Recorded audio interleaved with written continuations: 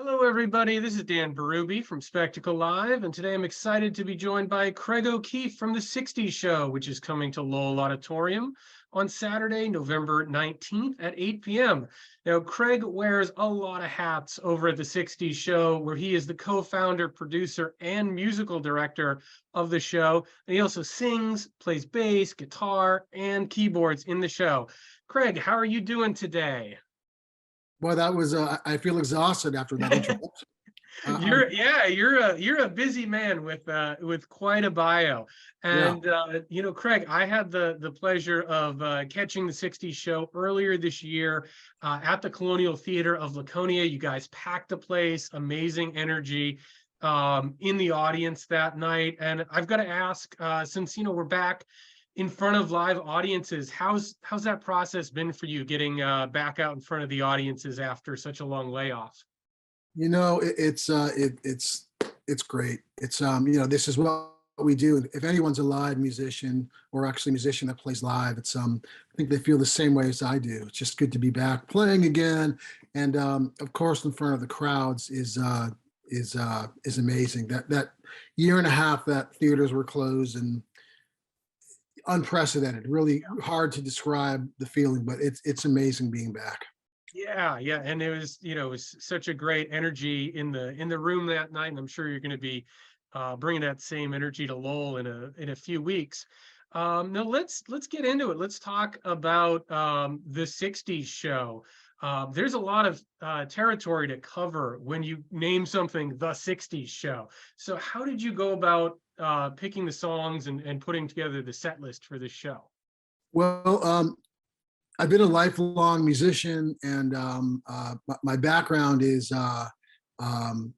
had bands, been in bands, been a songwriter, been signed to major labels, toured, I've written music for television and movies, and that was my world. So with this, Mhm. this is a different thing. It's more of a theatrical show. So the 60s Show, I think that's pretty applicable and explains what we're doing. It's a show about the 1960s, but more specifically, it's a show about time traveling back to the 1960s based around a concert. And we do that with some special effects, which we're always expanding upon. We reproduce all the songs live, so there's no backing track samples, pre-recorded music. Although we do play hits, we play some deep album cuts, we play some B-sides, things like that. Mhm. There's a multimedia aspect of our show, as you saw. So there's archival footage, video, things that explain or actually pertain, I should say, to the particular song we're playing at the time. There's some narration, and it doesn't get really bogged down by narration. There's some very interesting specific stories that pertain to some of the songs that people may not know about Mhm. that we talk about. But like you said earlier, it's a high energy show. It keeps moving. So it's everything. It's a very immersive experience. If you've seen the show before, I think you may agree that's what it's about. Oh yeah. And like you said, you guys are playing everything live, no backing tracks, and you have quite a band because you guys are switching instruments during the show, multiple lead singers. Like, where did you find these guys that are capable Well, of doing this? I'm grateful to have these people in the band. So when I put together the show, I auditioned hundreds of musicians, Mhm. some really great musicians, and I was looking for people that were not just great musicians, but had a really good understanding and sense of the sensibilities of the 60s, like who understood not just how to approach these songs, but like what we were doing, like what the show was about.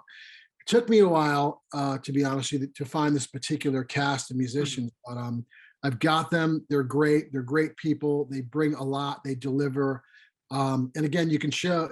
I think the audience can see our love for this decade, even though, like for example, myself, I wasn't. Even though I was born in the '60s, I was barely out of diapers at the end of the decade. I don't really remember it too much, but I have an affinity for it. I really love the decade, the music, the pop culture, Yeah. the whole the history of it, and that's another thing about our show. It's a very much there's a big pop culture element to it, the way in the art direction, the way we do the presentation of it. So again, getting back to the immersive experience, we really try to draw the crowd in during for the show. Yeah, I was gonna say the music of the 60s has had such a staying power in pop culture. Like there's, the fashion of the 60s, and you put on certain songs and it just sets a mood. Why do you think that music has stayed relevant for so long? Well, if you look at the golden age of music, the 50s, 60s, 70s, and 80s of Western music, Hmm. why did that happen then? I don't know. People write books about it. They analyze it. They make commentary about it. I don't know. But as far as musically speaking, you can't deny those are some of the best songs ever written. And if you look at the 60s, those are amazing songs written. It was a transformative period where huge leaps of the way people started writing songs and how they started playing them, just the delivery, the approach. But yeah, it's amazing. Even, today, lots of music, fashion is still inspired, and the pendulum swings left to right, but it's always inspired by the 60s. It keeps coming back because it was so relevant. And a lot of those events in the 60s, whether it's civil rights or whatever else was happening, many things were happening, of course, whether it's moon Hmm. landing or figures like RFK, JFK, those figures, those people, and those things are still relevant today Yeah. in different ways. So people resonate with that, and or resonates with people. And we when we play, as you probably saw, Dan, it's not it's not excuse me, just getting over COVID here. It's not just people in there who were around back then buying Mhm. who went to buy records, and those are older people now. We have people in their 20s and their 30s and their 40s, whatever, coming to see us. So Yeah, some apparently, people brought their grandkids to the show, like yeah, young kids, and they know the songs too, which great. That it's music gets passed down. it's amazing, and not to um, go off too much about it, but that decade again, it still resonates for some reason. I don't know why, but we struck gold with, Yeah. and I don't think, even though it's funny, we're not funny, but the reality was a lot of the acts that were in the 60s aren't around anymore. They're either dead or retired. And the acts that are still around from the 60s, these are not the original members, and they're kind of just phoning it in, so to speak. A lot Mm. of, not saying all of them, but a lot of them just aren't giving the faithful representations of the way the songs were played by the original bands. And it's kind of Mhm. sad when people aren't really, these musicians or whoever is controlling these bands isn't really, maintaining the integrity of that. But in any case, so what we do, that's what we do. So we play it just like the records, note for note. Mhm. The sound, we get as close to it as possible. Like I will research with my orchestrator and we'll determine, okay, how did they get these horn sounds, or how did they get this keyboard sound, or how did they get this guitar sound? You can go online now and see, well, here's how they recorded it. Here's the tape machine. Here's the mic they use. Here's the mic pre's. Here's the room they use, the room mics. And you can get a pretty good idea of like how stuff works. So we kind of stir that into a pot or analyze it, and that's what you're hearing when we play. And we have been accused of, oh no way, those guys they're doing it with backing tracks and Mhm. samples. Very flattering when we hear that, but we Yeah. are not. It's 100% the six of us doing all of it. And if we can't kill it, if it's not something that we just, it doesn't sound like the record, we're not going to do it. So that's Yeah. what the audience is getting.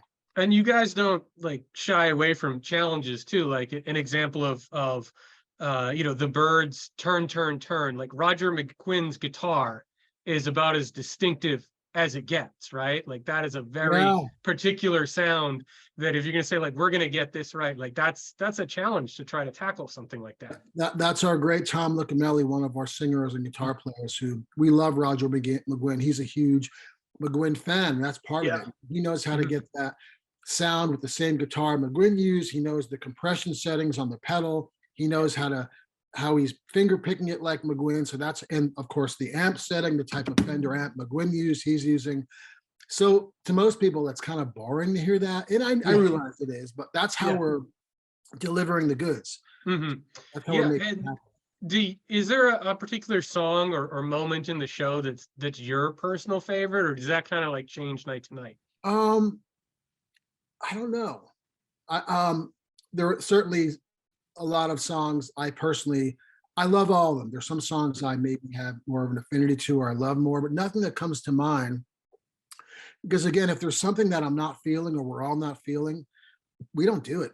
Right. Even if it sounds good, if someone's not quite feeling it, there may be a reason. And if one person isn't feeling it, and this doesn't happen often, but if one person's Mhm. like, just not feeling this, we're not going to do it because the Yeah. audience will see that you're not feeling it. So everything we're playing, we've gone through like the question you asked, and I'm sorry, I think I overlooked it, but like what songs do we choose? I mean, there's so many. If you look on the charts, from the 60s, it's amazing how you'll see like in the top 40, the Beatles, Sinatra, the Rolling Stones, Shirley Bassey, whatever. There's these artists that they're not rock artists, they're like everything. So Mhm. when we choose something, like when I'm choosing the songs, I want to make sure that we can do it like within our 6-person limitation, and we can do most of them, but we're feeling it. It sounds good, and we play it. But there's a nice palette to choose from.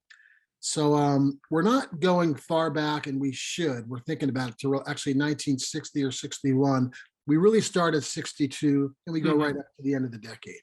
Nice. Now I know that in addition to, all your work on stage and playing in bands, that you have a pretty significant background as a studio musician and a session musician.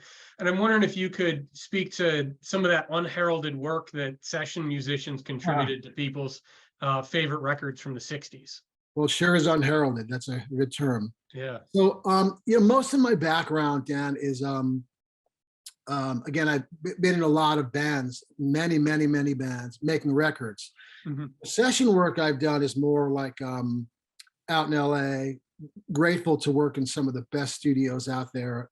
Being called in as a bass player and a vocal arranger to play on other artists' recordings. So I wouldn't really call myself per se like a session musician. There Mhm. are people who do this.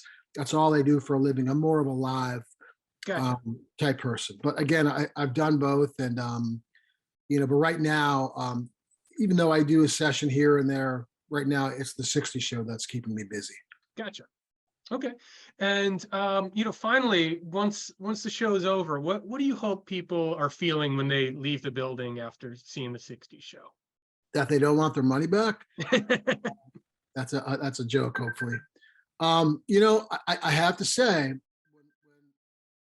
when people enter the theater, and I don't want to give it away, but the way we set it up, and I don't want to say what we do, Mhm. but like how when they're coming into the theater, what we do, the kind of pre-show setup, and then when the show starts, how it's set up, and then again how we pace the show from the first set, short intermission, second set, and how we end it.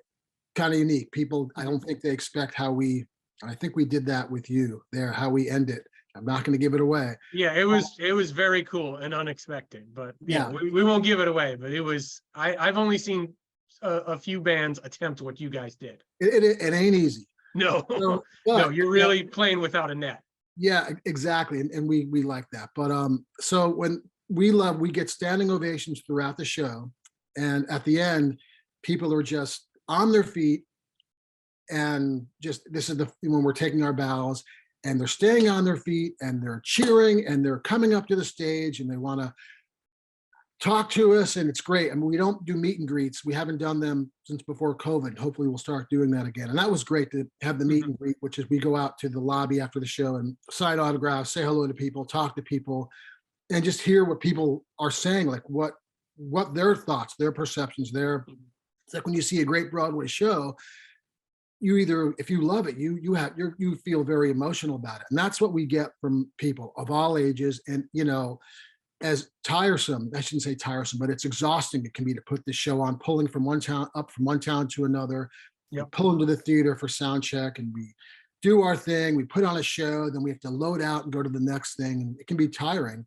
But what makes up for it is these great people we meet that just loving it, and they go to our Facebook page or our Instagram page or our website, and they say what they loved about the show, how much they loved it, when are we coming back, and we don't know these people. So Yeah. I guess it's all worth it when all the work we put into it. It's definitely all worth it. Awesome. Well, Craig, thanks so much for joining me today. Really looking forward to seeing you and the entire 60 show crew at the Lowell Auditorium on November 19th. Tickets are on sale now. Get them now at lowellauditorium.com.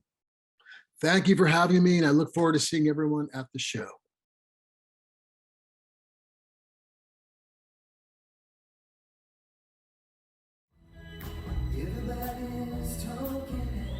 The 60's Show, live on stage at Lowell Memorial Auditorium on Saturday, November 19th at 8 p.m. Travel back in time with The 60's Show, featuring spot-on, note-for-note recreations of the hits, B-sides, and deep album cuts from the greatest songs of the 1960s. Tickets for The 60's Show are on sale now at lowellauditorium.com.